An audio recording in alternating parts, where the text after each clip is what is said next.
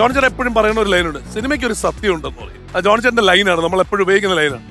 ആ സത്യം കറക്റ്റ് ആയിട്ട് ഉൾക്കൊണ്ട് പോകുന്നത് കൊണ്ടുള്ളത് തന്നെയാണ്. എങ്ങനെയുണ്ട് ജോൺ ചേട്ടാ? ഇപ്പൊ ജോൺ ചേട്ടൻ ഇല്ലാത്ത 3 സിനിമയുടെ പേര് പറ. പറഞ്ഞു പടമില്ലാതെ. അല്ല, ഞാനിപ്പോ ഏറ്റവും വലിയ സന്തോഷം എപ്പോഴും ഞാൻ ഈ പറഞ്ഞ പടങ്ങൾ ഒരുപാട് ചെയ്യുന്നുണ്ടെങ്കിലും അഭിനയിക്കുന്നുണ്ടെങ്കിലും അച്ഛൻ വേഷങ്ങളാണ് ഞാൻ കൂടുതലും ചെയ്യുന്നത്. എല്ലാവരും പറയാറുണ്ട്. ജോൻ ജോലി ഞാൻ പറയുന്നുണ്ട്, രഞ്ജി പണിക്കരും ലാലു ലക്ഷ്മണനെ പോലെ അത്ര നല്ല തന്തയൊന്നുമല്ല ഞാൻ.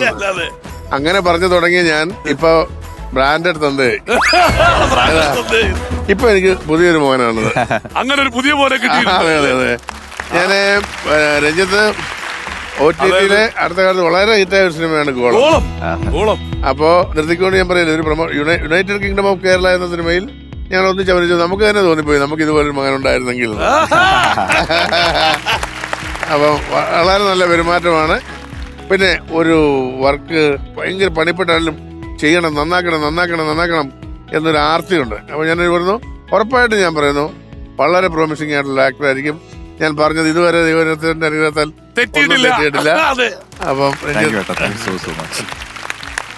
കമ്മിങ് ഫ്രം ഹിം കിട്ടാവുന്ന ഒരു ഭയങ്കര വലിയ കോംപ്ലിമെന്റ് കൂടിയാണ്. കാരണം എനിക്ക് തോന്നുന്നു രഞ്ജിത്തിന്റെ സ്പോണ്ടനിറ്റിയോ അസാധ്യമാണ്. അല്ല, ഞാൻ ഇത് നമ്മൾ അതിനുവേണ്ടി ഇറങ്ങിത്തിരിക്കാന്ന് പറയില്ല. ഇപ്പൊ ബോളിവുഡിലാണ് ഇങ്ങനെ ആയി വരുന്ന ആളുകൾ കറക്റ്റ് ആയിട്ട് അതിനാണ് പ്രിപ്പയർ ചെയ്തത് കുട്ടിക്കാലത്തോട്ട് ഇതിന് വേണ്ടിയിട്ടാണ്.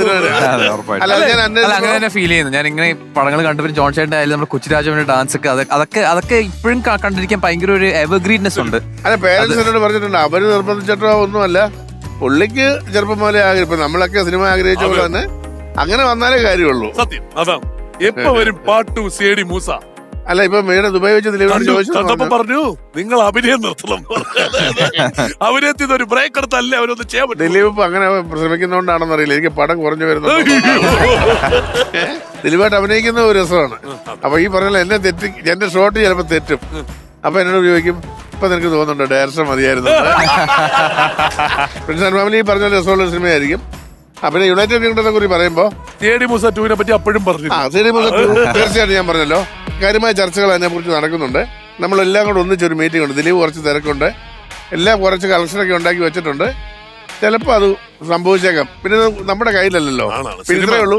നടക്കണം, നന്നായി നടക്കട്ടെ. അങ്ങനെ തന്നെ വേണം എല്ലാവരും. കാരണം അത് ഉണ്ടാക്കി വെച്ചേക്കുന്നത് ഒരു കൾട്ട് ക്ലാസിക്. അതെ. അതിനൊരു സെക്കൻഡ് പാർട്ട് വരുമ്പോ ആ കൾട്ട് ക്ലാസിക്കിനോട് നിൽക്കുന്ന രീതിയിൽ വേണം. UK ഓക്കെ പറ്റി പറഞ്ഞില്ല, യുണൈറ്റഡ് കിങ്ഡം ഓഫ് കേരള നമ്മുടെ അരുണിന്റെ സിനിമയാണ്. അരുൺ തന്നെ എഴുതി, അരുൺ തന്നെ സംവിധാനം ചെയ്ത സിനിമയാണ്. പുള്ളി എഡിറ്റ് ചെയ്യുന്നേ എല്ലാം. അപ്പൊ മഞ്ജു പിള്ളയുണ്ട്, ഇന്ദ്രൻ സേട്ടനുണ്ട്, നമ്മുടെ മനോജ് കെ ഉണ്ട്, ഡോക്ടർ റോണി ഉണ്ട്, സംഗീത ശ്യാമള, ഒരു പുതിയ പെൺകുട്ടി സാരംഗി, അതായത് യൂത്തും മധ്യവയസ്കരുടെയും ഒരുമിച്ചുള്ള ഒരു സംഘമാണ്. ഞാൻ അപ്പം തന്നെയാണ്. ഇന്നത്തെ കാലത്ത് ഒരു പ്രസക്തിയുള്ള സിനിമയാണ്. അതായത് പുറത്തേക്കാണല്ലോ ഇന്ന് എല്ലാ കുട്ടികളും പൊക്കോണ്ടിരിക്കുന്നത്. യൂത്ത് ഇല്ലാതാകുന്നു എന്നുള്ളൊരു പരാതി. അപ്പൊ വിടാൻ ആഗ്രഹിക്കുന്ന മാതാപിതാക്കളുണ്ട്, നീ ഇവിടെ തന്നെ നിന്നാ മുതല കൊച്ചെന്ന് പറയുന്നവരുണ്ട്, പോകാൻ ആഗ്രഹിക്കുന്ന കുട്ടികളുണ്ട്, പോകണ്ടെന്ന് വിചാരിക്കുന്ന കുട്ടികളുണ്ട്. അപ്പൊ ഇവര് തമ്മിലൊക്കെയുള്ള ഒരു പ്രശ്നങ്ങളുണ്ട്. അത് വളരെ ഭംഗിയായിട്ട് അവതരിപ്പിക്കാൻ ശ്രമിച്ചിട്ടുണ്ട്. ഒരു നല്ല മെസ്സേജ് ഉണ്ട്. സിനിമ എൻഗേജിങ് ആണ്. എനിക്ക് വളരെ പ്രതീക്ഷയുള്ള ഒരു സിനിമയും കഥാപാത്രവുമാണ്. പ്രത്യേകിച്ച് രഞ്ജിത്ത് വളരെ നാട്ടും പുറത്തുകാരനായിട്ട് അഭിനയിച്ചിട്ടുണ്ടോ? അതെ, ആദ്യമായിട്ട് തന്നെ അങ്ങനെ മാറ്റിയെടുക്കാൻ പറ്റിയ